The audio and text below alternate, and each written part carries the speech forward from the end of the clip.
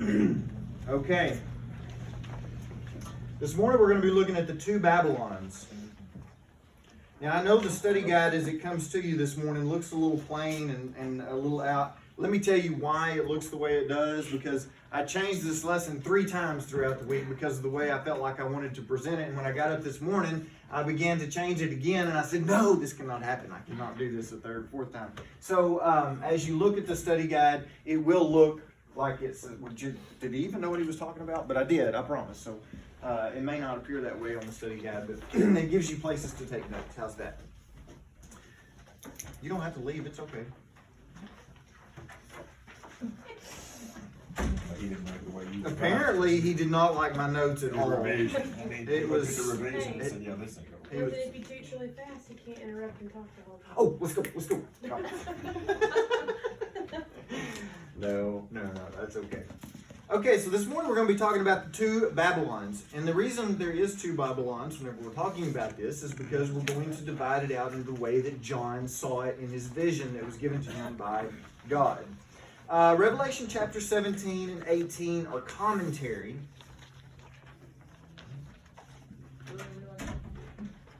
I'll get you a watch for your marriage. I know, right? Good call. Where's your future wife?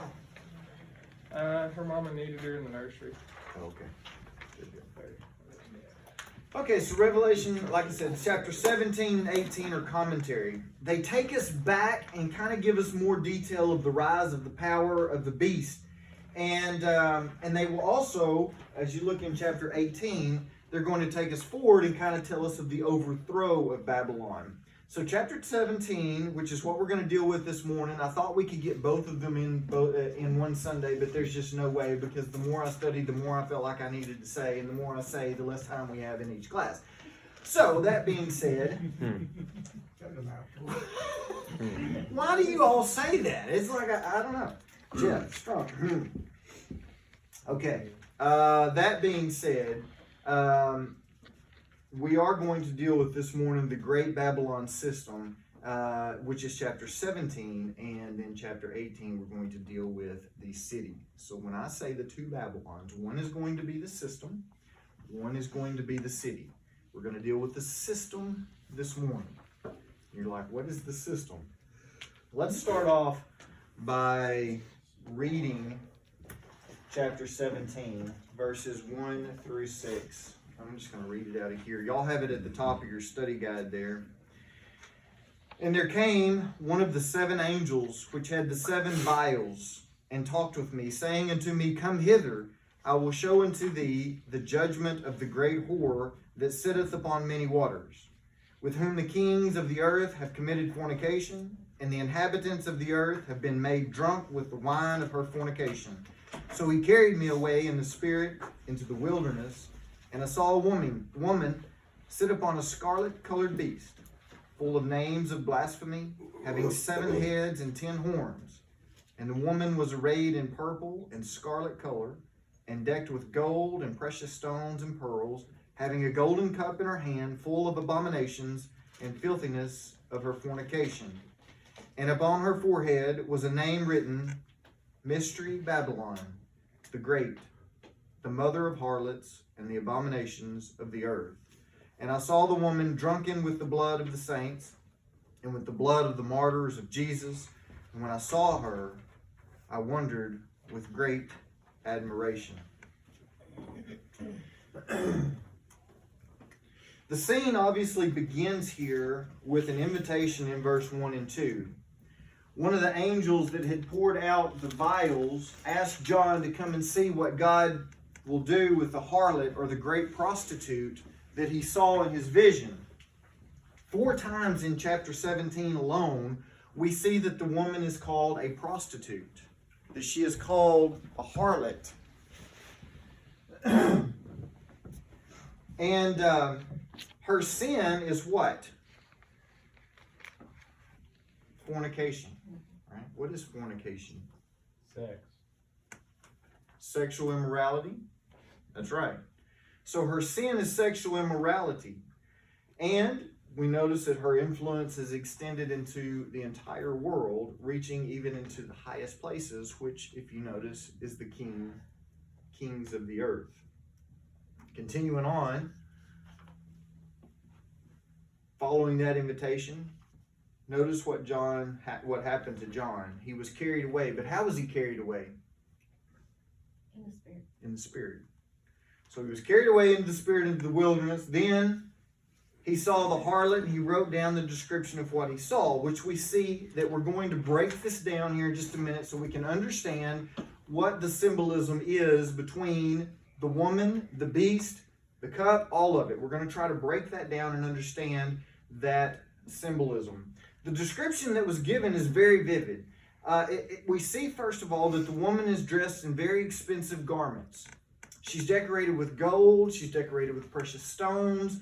She's holding in her in her hand, a golden cup, and she's drunk with the blood of the saints. And on her forehead, there was a special name.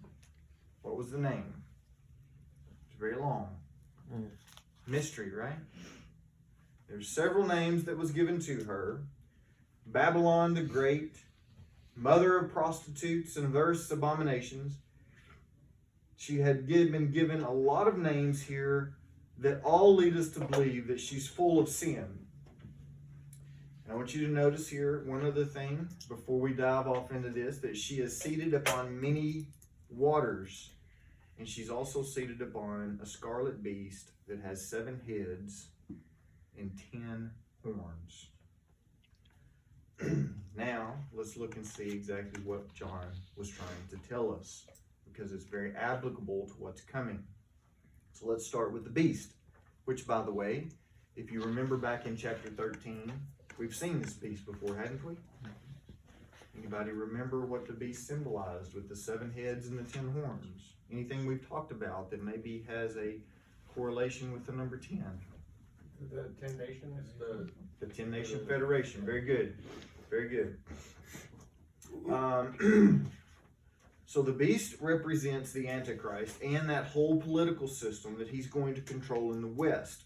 Remember that 10 Nation Confederacy, or that federation that he has, is going to be called the revived Roman Empire.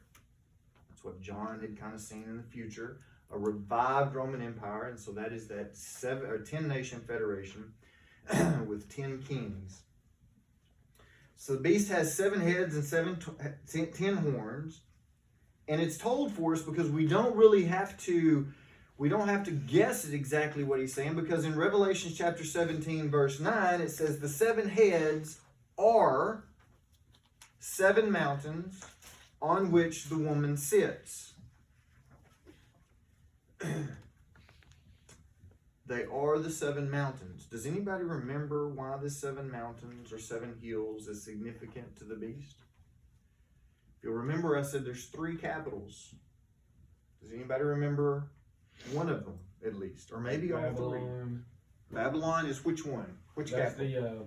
the economic. Economic capital. What's the religious capital? Jerusalem.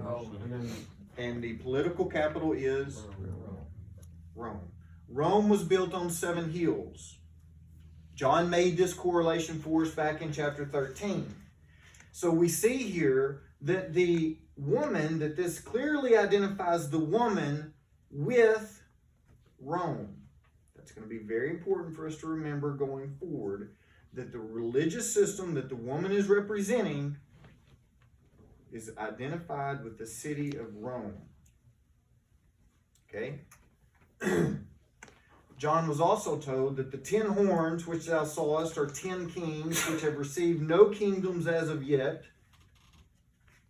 but received power as kings 1 hour with the beast, 1712. John was further told that God will put into the heart of the European rulers to give their kingdom to the beast and to do his will. It seems like I just missed a slide somewhere. Give me just a second. I told you I changed this a lot this morning and a lot this throughout this week.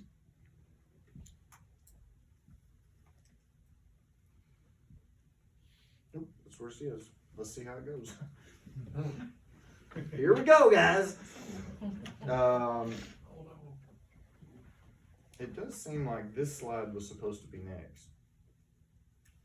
Nope, we're gonna talk about the beast. Okay, so here we go. I apologize. So the 10 horns, speaking of the beast, which have received no kingdom as of yet, but receive power as kings 1 hour with the beast. John was further told that God will put into the heart of these European rulers to give their kingdoms to the beast and to do his will. So they're going to be motivated by one thing, and that's going to be the hatred of Christ, which is in the end is going to prove to be their complete downfall. This is that whole revived Roman empire that we see. Now let's talk about the woman, and we'll bring it all together at the end, hopefully, if I didn't mess up my notes. Verse 18 makes it very clear that she is identified with that city which we just spoke about, Rome.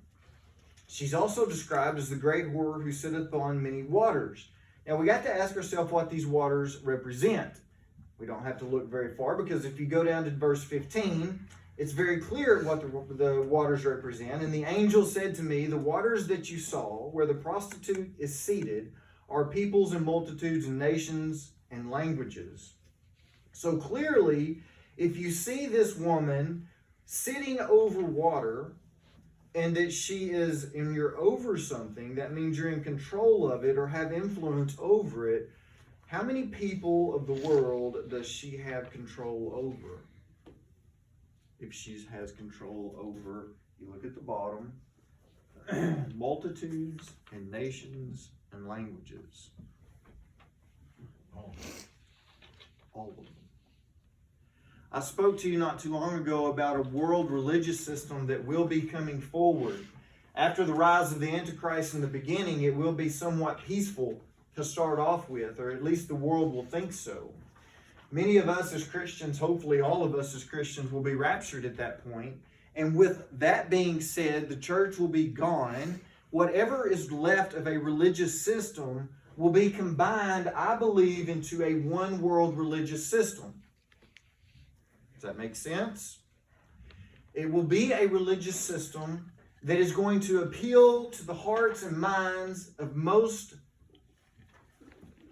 society today, where you're going to see them say that homosexuality, that all of these sexual immorality sins are going to be okay. We're going to be very acceptance, and the acceptance will be very open and wide in this church.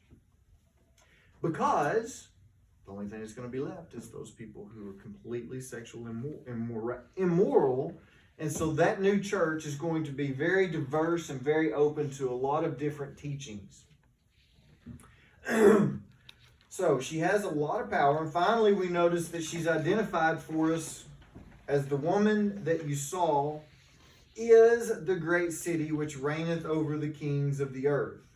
Now, in John's day, that city was Rome. So if we put what we know about the 7 hills with the woman, and John, what he knew that particular day, we knew and he knew that it was Rome. So there's no need to further identify who this woman is identified with as far as a city. Now let me make this very clear. This woman does not represent a political system centered in Rome. Patrick just said that just a few minutes ago. The political system is represented by the 10 horns that are with the beast. So keep that in mind, that she is not a political system. She is going to be the religious system. The description of the Scarlet Woman, obviously here, she has spiritual wickedness. She's a prostitute to the truth of God and perverted it to her own needs. She makes the people of the world drunk with the wine of fornication. So you're saying that the woman is the church of the Antichrist? It's not going to be known as the Church of the Antichrist. Well, right, but it is going to be a like worldwide church. The bride of Christ is church. Now, I don't mean to offend anyone in this room when I say this, but it might happen. When you think of a religious church based in Rome that has worldwide influence today, what church is that? Catholics. Now, I'm not going to draw this for you specifically here, and Sandy, please don't think I'm trying to. I told Tracy as we laid down in bed last night, I said, I don't know how to do this. And she goes, well, you're going to have to be very careful. And I'm like, well, And you didn't even say what I told you to say. I didn't. So you're gonna fail.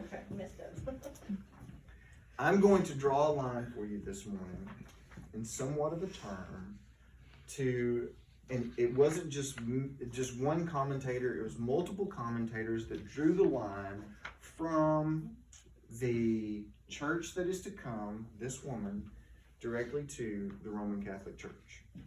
Now, there are other churches that are going to be involved when it comes to this. It's not just if you want to call it the Roman Catholic Church, and I'm okay for not saying that. Of course, if this is going on video, I might not should have said that at all, because now the whole world's going to know. But commentators have drawn that line that it makes it almost to think that you have this Babylon city, which you know what? Just give me just a second. Let's finish up here and we'll get into that. So it means that this that when we see that they were drunk with the wine of her fornication, she had people accepting her doctrines as they were and her power of influence.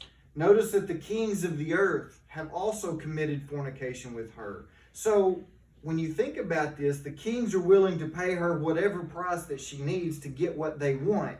Keep in mind, what does the Antichrist want at this particular time in history or in the future? What does he want? Worldwide domination. The only way he can do that is to control the religious system as well. So we have to get the religious system under control, which is the reason that we see her riding the beast. Now, who's in control of who here? The beast is in control of her. Is it? Yeah. Or who's in control of a horse when the horse is... The horse. Depends on the The horse. Just depends on what horse you're on. Depends on what horse. It depends on how much Is it equipment road you you have. If you have no equipment, the beast is definitely in control. What do you think, Becky? I saw that look on your face. Excellent I don't know. Yeah. No. She's not even supposed to be like, no. That's why, no matter how we plan, I think she's in control of the beast. You think she's in control of the beast? Well, I mean, she's doing his will, but she's gonna guide him through the system because she knows the kings of the earth. I think that That's right. I kind of tricked you into this question. Not I think, I know. Because I think that both of them are going to have to cooperate at first because it's going to be at an advantage for both of them, right? We now have the main church that has been resurrected. We now have a new church that has come to power. The beast knows that for him to get everyone under control, he's going to have to allow her to look as though she is in control. But we notice exactly what happens at the midpoint of the tribulation, right? It looks like the church is in control of the whole world. Obviously, the beast is in control of the 10-nation confederation. But he and her both have to work together. So as we see here, he will already be in supreme power in the whole Western Europe. But he will want to rule the whole world, and the only way he can do that is through a religious system. And this religious system will be mistaken if it thinks it's going to be able to control the beast and what he has in store, because he knows exactly what he wants, and it's world dominion, and he can't get it without her. Upon her name was written the word mystery, which is, first of all, let's start with that word, mystery. Does there any time that another establishment was identified as a mystery in the New Testament?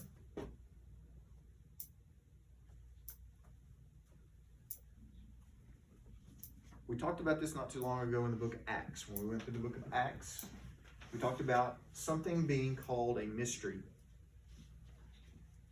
It was the church was called a mystery, right? Because the Old Testament prophets didn't know the church. So it was called a mystery. So it's interesting here, since we're talking about a religious system, that we're also talking about a mystery, right? When we talk about the Antichrist, and we talk about Satan, he wants to mimic everything that Christ is doing, right? So when we have a religious system, a mystery here, it only seems fair and logical to draw the connection that he wants this religious system, this mystery, just like Christ had, but Christ was the true church, this is not, to be the name that was written on her forehead. Mystery, Babylon the Great, the mother of harlot and abominations of the earth. Here I'm going to draw this line for you of several commentators who had put this when you take it to the Roman Catholic Church. when we talk about Babylon, and it is really the fountainhead or the very beginning of idolatry, right? Satan's invitation for all of this worship coming to himself started in Babylon. If we look back and we see after that overthrow of Nimrod's Babylon in Genesis, idolatry then began to spread across the entire earth, but Babylon remained its primary home. Babylon remained the seat of pagan mysteries and idolatries, and eventually it was transferred to Rome by Pergamos. So this Caesar, he then identified himself as Pontifex Maximus, the pagan religion, and in due course, as the church became more powerful and the Caesar vanished, the title of Pontifex Maximus was then transferred to the head bishop there in Rome. Now he is also known to this day as the Supreme Pontiff. So when you make that connection, and like I said, it wasn't just one. I brought some other indications here if we wanted to read a little bit more into that.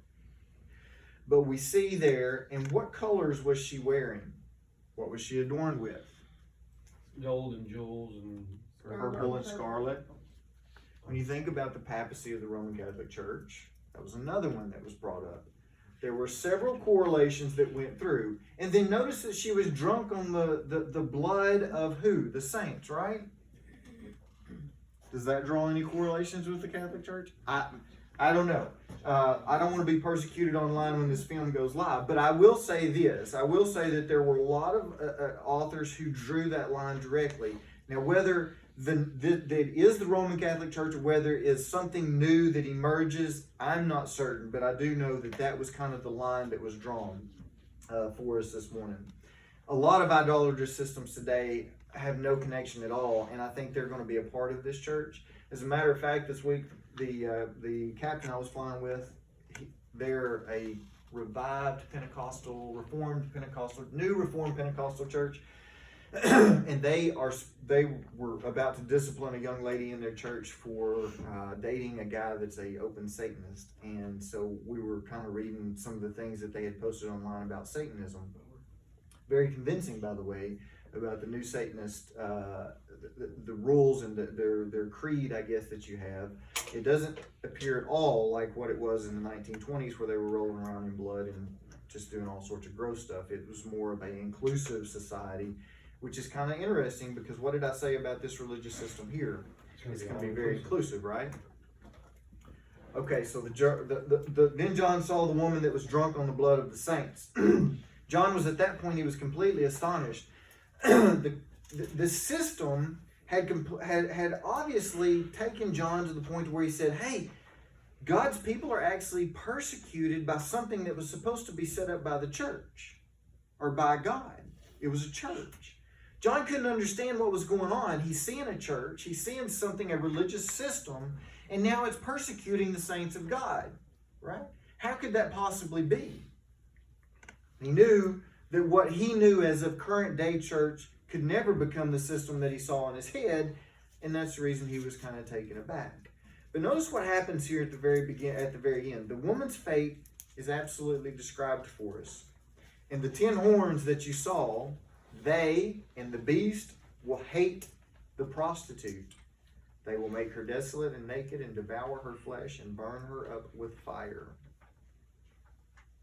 Who takes control of who here? Who takes control of who? the beast take control. They devour her. Why is it necessary for the beast and the 10 horns to devour the religious system? How powerful was she in the very beginning? Very. You can't have two people grasping for power. She was over the waters, right? You can only have one. And if you have an Antichrist that wants to be the supreme leader of the world, you can't have a religious establishment that is going to try to be bucking that system. You can only have one. So the only option here is for them to absolutely destroy the religious system, and they will. Notice it devours them, desolate and naked, devour her to the flesh, burn her up. Whatever the Scarlet Woman is trying to be or trying to do alongside the beast, whatever she's trying to do is a union, and I don't know how that's going to come to be because obviously they're connected in some way. It's all going to be for naught. He's going to simply use her and completely throw her away. He's ridden her to the midpoint of the tribulation, and now it's time to completely cast her out. He's going to see that she's only a hindrance to his overall plans, and the Confederates are going to dismember her completely. We go to verse 10 and 11, and we focus on the lineage and history of the Antichrist. Notice here, there's a couple of things which we are going to see that we've already talked about, but let's focus on for just a few minutes before we finish up. There are 7 kings, 5 are fallen, and 1 is, and the other is not yet to come. And when he cometh, he must continue a short space. And the beast that was, and is not, even he is the 8th, and is of the 7th, and goeth into perdition. It's kind of confusing a little bit, isn't it? Don't have a clue. I had to read it 20 times to figure out what this was. 19 more to go. Okay. 5 of the rulers already come and gone at this point in time. One of them was Domitian, which existed at the time that John wrote this revelation. 1 is still to come. 1 who would continue for a short time. How long is the Antichrist going to come? Or going to continue, or the Antichrist? Very short period of time when we look at a 7-year period, right? So obviously we can speculate about this 7th ruler being drawn from history, but keep in mind that this is purely speculation, and I try to make sure that you understand that when I say this. Mussolini would have been a great candidate. If you'll remember in World War II, Mussolini wanted to be the new Roman emperor, the Tsar, right? He would have been a great candidate for one of these rulers. So would have Napoleon, but neither one of them actually can fit into this. But however, the king or the Antichrist himself is going to be that little horn in Daniel's vision that's going to come up. What did I say happened to the Antichrist in the midpoint of the tribulation? The world is going to watch him be killed. What happens to the Antichrist afterwards? Does he come back? Risen again. Yeah. Worldwide television is going to notice this, Yes. right? Yeah. Everyone is going to watch the beast be killed and raised again. So how the 7th becomes the 8th is because he was killed, and now he is also risen again to become the 8th. Okay? So he'll be one of the previous ones that's brought back somehow, and he'll be the 7th brought back to life after that midpoint. Now this goes back to the Antichrist, like I told you just a second ago, that is going to be killed for the world to see. Obviously, this imitates Christ in his 2 comings as well. Okay, now that's where we're going to end because we're getting pretty close here to the end of the class. Much of what's passed over in Revelation chapter 8 and chapter 9, because it just kind of skips that, is covered in 17. These next few steps that we see the beast happening is that religious system helps him rise to power. In chapter 18, we're going to talk about the actual city of Babylon, which God will destroy completely. Okay, questions, comments, disagreements, agreements? And I'm going to say the same thing you did with, I'm not trying to offend anyone, but what is the one church, if you were to look at the history, especially the last 10 years, that was, if you thought a church that's sexually immoral, it's been plastered all over national news and media and everything that the Roman Catholic Church is the. Now I'm not saying that no other one has, because I'm sure there's been, but if you were to pick out one, that's the one that would come to mind. Well, and I think there's a lot of them out there. I hate to really say that because I don't know for certain that that's the case, and nor do I want to be as adamant as some of the commentaries that I read. Clarence Larkin, he was so adamant that it is this, you can follow this line completely down to how you get to, from Nimrod all the way down to how it got to Rome and how it got to be to the Supreme Pontiff, or to the what do they call the guy in Rome? What's the head person in Rome? The Pope, that's it. I could not come up with that name. Yeah, they're definitely putting a hit on you now. They're definitely. Sorry. Can you state your name and address? I I'm know. about to say. We may not post this video online. Just saying. Probably not. But yeah, you know, they were pretty adamant. John Philip, he was another one. I forget the last author, but I do have it here if y'all want to look it up. But yeah, interesting. Other statements or comments? Like I said, please understand that what I say here is on some of this is speculation, and I don't want everybody to say, oh, the Roman Catholic Church is going to be the church of the Antichrist. I don't know that. All I know is that it seems to be centered in Rome, a lot of correlations, but there's going to be a world religious system that he has to manipulate to get to that point of world power. Yeah, but is there any other religion that has the money, the financial stability that The the connection Roman to Catholic? every Yes. country in the In the world. world, I know that was another point that they made. Every country in the world Well, has a and- connection to the Roman Catholic Church. There's even a lot of countries that even seek the advice of the Pope to run their countries. Some of the other things that were mentioned was the cross was not necessarily ever meant to be something that was adorned with. The worship of Mary was something that was brought over from the pagan side. I mean, literally, and I can post this online for you if you wanted to see kind of where some of those studies came from. But there were a lot of things that were carried over, what they said, from Babylon to this new world religious system. Go figure. I like I said, I'm not going to say for sure, but it is going to include a lot of that sexual immorality that we see today. And that's the reason that you have the rise of this whole homosexual, transgender, LGBTQRS. Even if you're like a historian or, you know, I teach British literature, so we teach Chaucer. He wrote about the church and its corruption back in 1300. I mean, and the power that it had and the control that it had, and so, I mean, even it's historically written.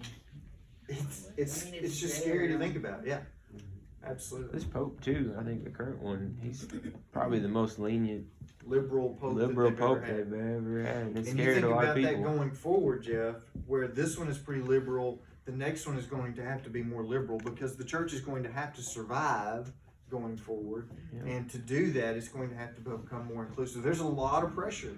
You're looking at the Church of Christ right now. I'm not the Church of Christ, the a Methodist, United Methodist Church. I believe they're about to split, They are. without a doubt, over what? Sexual immorality. Yeah, that's been in the. And you don't think that the Roman Catholic Church is not going to be feel that pressure as well, being one of the largest churches in the world, right? But it is a church for certain, a religious system that is going to have a lot of sexual immorality in it that is allowed. So be careful when you see a church, United Methodist Church, whatever church it is, saying, oh, it's okay to go against what the Bible says. We're going to put that aside because we're going to interpret it this way. Money. Can't have money if you don't have members. Questions, comments, anything else before we dismiss? That's the second bill. I just say this, that if you really wanna go in depth, take the prophecy class of FBI and take, semester 6, cause it goes into really in depth. That's what we did when we started beginning.